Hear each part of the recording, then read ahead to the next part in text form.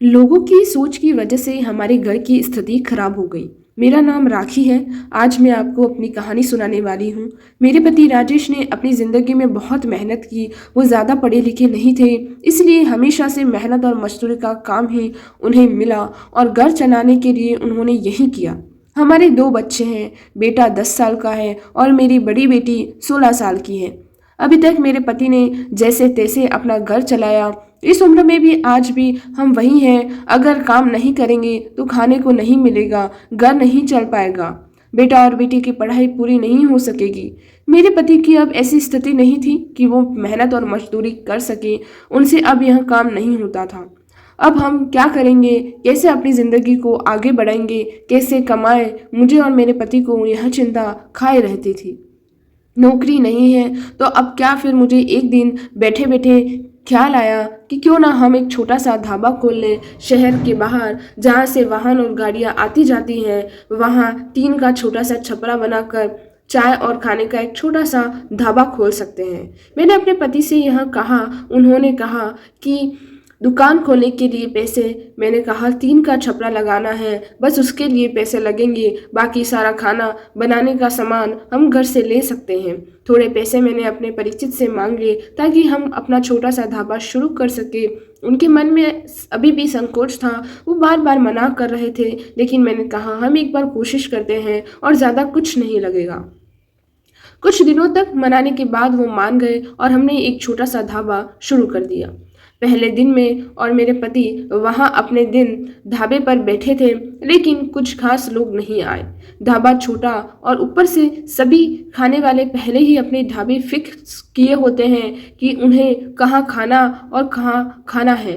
हमारा पहला दिन निराश भरा था। कुछ दिन ऐसे ही गए। कोई इक्का दुक्का लोग चाय पीने रुका करते थे, लेकिन इतना नहीं होता था कि हम उससे अपना घर चला सके। मेरे पति फिर भी किसी काम की तलाश में लग गए।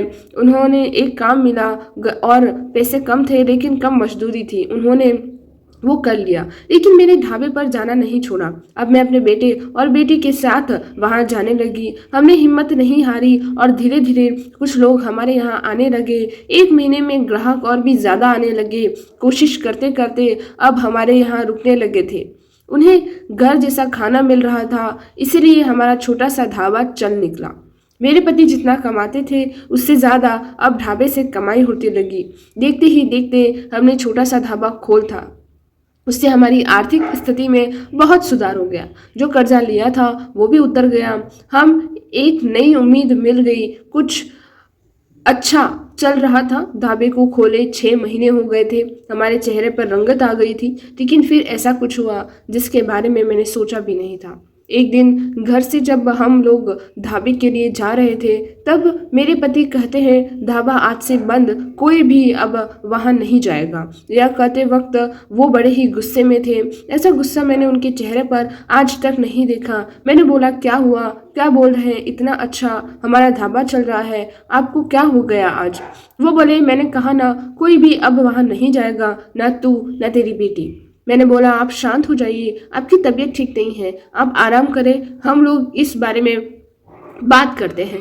वो और ज़्यादा गुस्सा हो गए। कहा कि कोई बात नहीं होगी, मैं जितना कमाता हूँ उतने से घर चल जाएगा, तो अब वहाँ नहीं जाएगी। मेरे पति का ऐसा रूप मैंने पहले नहीं देखा था। उस दिन मैं ढाबे पर नहीं गई, लेकिन जब वो शाम को आए तो भी उनका मुंह उतरा हुआ था। मैंने सही समय देखकर उनसे बात की।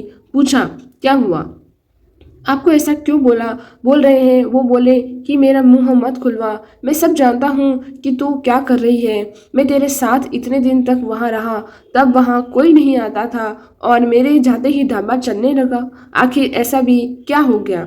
मेरे तो होश ही उड़ गए। वो क्या बोलना चाहते थे मैं समझ गई। ऐसी बात वो भी शादी के इतने दिनों बाद। उन्हें मुंह से सुनकर मुझे यकीन ही नहीं हो रहा था कि यह मेरे पति हैं। मैं एकदम खामोश हो गई। रात को मेरे आंसू नहीं रुक रहे थे। मेरे मुंह पर अब ढाबे का नाम भी नहीं आया। इस तरह की बातें सुनने के बाद मेरा अब कुछ करने का मन ही नहीं किया। उस दिन से खामोश हो गई। अब कुछ करने को कहने को बचा भी नहीं था। मैंने सोचा था कि उनको कोई सफाई नहीं दूंगी, वो अपना काम करते रहे, लेकिन उनकी कमाई कम थी, उससे अच्छे से गुजारा नहीं हो पाता था। कुछ ही दिनों में जो पैसे जमा कर किया थे वो खत्म हो गए। करीब 3 महीने बाद ही उनकी तबीयत खराब हो गई और वो बिस्तर पर आ गए। काम नहीं कर पा रहे थे। मैं जैसे तैसे उन्हें संभाल रही थी। घर में जब पैसे खत्म होने लगे तो कर्जा लेने की नौबत फिर से आ गई। मैं चाहती थी कि कहीं किसी के घर जाकर खाना बनाने या बर्तन धोने का काम करने लगूं, लेकिन उनकी तबीयत खराब थी और मैं नहीं चाहती थी कि मेरी किसी भी बात के कारण वो फिर उसी तरह की बात करें। एक दिन वो बिस्तर पर थे, मैं उनके लिए खाना बना रही थी, तब उन्होंने मुझे बुलाया। बोला, मैं जानता हूँ उस दिन की बात तुम्हें बहुत परेशान कर रही है, लेकिन और तुम्हें लग भी रहा होगा कि मैं तुम्हें यहाँ कैसे बोल सकता हूँ, लेकिन वो शब्द और वो बातें मेरी नहीं हैं। मेरे कानों में ऐसी बात आई थी, अपने रिश्तेदारों में ऐसी बात हो रही थी। मैंने अपनी बीवी और बेटी को अकेले वहाँ छोड़ दिया। उन्हें देख लोग रुकते हैं जिससे कमाई हो रही है, और इस तरह की बातें मैं बर्दाश्त नहीं कर सकता।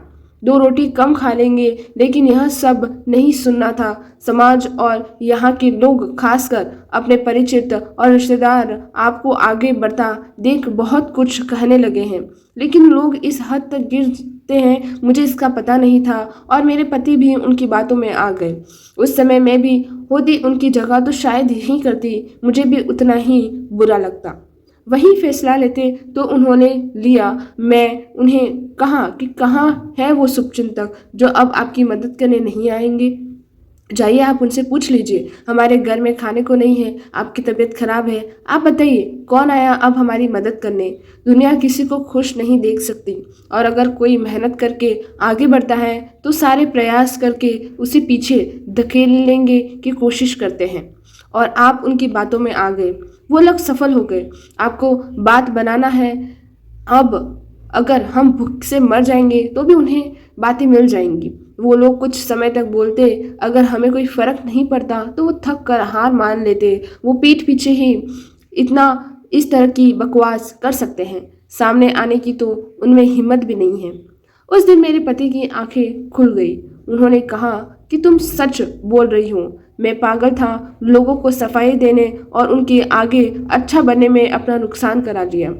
जब हम गलत नहीं हैं तो हमें सफाई क्यों देना, क्यों डरना। मुझे माफ़ कर दो, हमें नहीं बदलना होगा अपनी सोच, और अगर नहीं बदलना तो हमें अपने कर्म करते रहने चाहिए। क्या अब हम फिर से कुछ कर सकते हैं? मैंने कहा, कभी भी देर नहीं होती है, अब हम भी कर सकते हैं। मेरे पति बोले, मैं भी अब तुम्हारा साथ दूंगा अगर तुम चाहो तो।